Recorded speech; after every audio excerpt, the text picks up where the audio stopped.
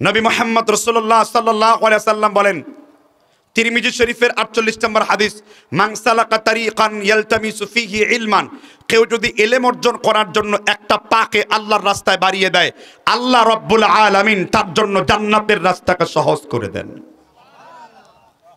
বুখারী শরীফের 159 নম্বর হাদিস, রাসূল বলেছেন, মা ইউরিদিল্লাহু বিহি খায়রান ইউফাক্কিহু ফিদ্দিন ওয়া ইন্নামা আনা কাসিমুন আল্লাহু ইউতি। আল্লাহ যার কল্যাণ চান, ভালাই চান, মঙ্গল চান, তাকে দ্বীনের ব্যাপারে সুস্পষ্ট জ্ঞান দান করেন। এই জন্য আমরা মাদ্রাসায় বাচ্চাদেরকে পড়াবার চেষ্টা করব। কেন?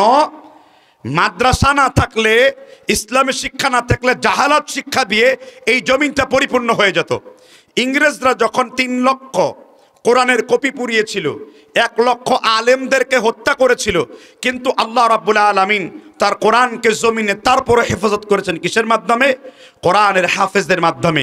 আল্লাহ ওয়াদা করেছেন সূরা হিজরের 9 নম্বর আয়াতে, নাহনু নাযালনা যিকরা ওয়া ইন্না লাহু লাহাফিজুন। কোরআন অবতীর্ণ করেছি আমি, আর এর হেফাজত করার দায়িত্ব আমি আল্লাহ নিজেই নিয়েছি। এজন্য মাদ্রাসায় বাড়বেন। যারা হাফেজে কোরআন আছেন তাদের মর্তবা কত? এখানে সবাই কমন হাদিস বলি, খায়রুকুম মান তাআল্লামাল কুরআনা ওয়া আল্লামা।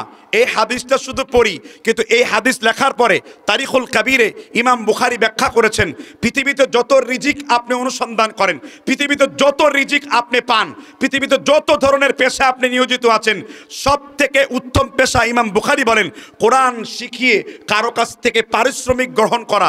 এটার চাইতে বড় রিজিক, উত্তম রিজিক পৃথিবীতে কেউ নাই।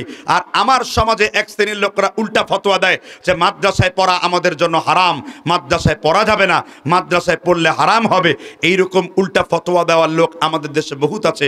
অথচ সব থেকে ভালো রিজিক হলো মাদ্রাসায় শিক্ষা ব্যবস্থার মাধ্যমে বিনিময় অর্জন করবেন। এই কারণে আমাদের অনেক মা বোনরা আছেন মাদ্রাসায় বাচ্চাদেরকে পড়াশোনা করান না। কেন? আমাদের একটা নেতিবাচক ধারণা আছে, মাদ্রাসায় বাচ্চা পড়ালে বাচ্চারা গরিব হয়ে যাবে, এটা কিয়ামতের আলামত। নবী মুহাম্মদ রাসূলুল্লাহ সাল্লাল্লাহু আলাইহি ওয়াসাল্লাম মিশকাতুল মাসাবি কিতাবুল ইলমের 1020 নম্বর হাদিসে বলেছেন, ইন্না মিন আশরাতিস সাআ ইরফাউল ইলম ইয়াযবুতাল জাহলু। কিয়ামতের পূর্বে আল্লাহ ইলমকে উঠিয়ে নেবেন। ইলম এইভাবে উঠবে না, জাহিলি শিক্ষার মাধ্যমে ইলম উঠে যাবে। যেমনি ভাবে দেখেন, আজকে যদি আমরা সন্তান বড় হই, আমাদের সন্তানকে আমরা অমুক জায়গায় পাঠাচ্ছি, তমুক জায়গায় পাঠাচ্ছি, বাচ্চার চাইতে ব্যাগ বড়, কিন্ডারগার্টেন আগে ধরো। আজকে এই শিক্ষা ব্যবস্থা নিয়ে অনেক কথা হচ্ছে।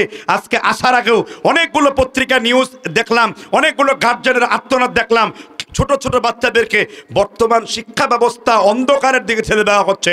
এই জন্য মানুষকে মুক্তি দিতে পারে একমাত্র ওহির জ্ঞান, একমাত্র কোরআন হাদিসের জ্ঞান, একমাত্র কোরআন সুন্নাহর জ্ঞান। একজন আলেমই পারে একটি সমাজকে সুন্দরভাবে গড়ে তুলতে।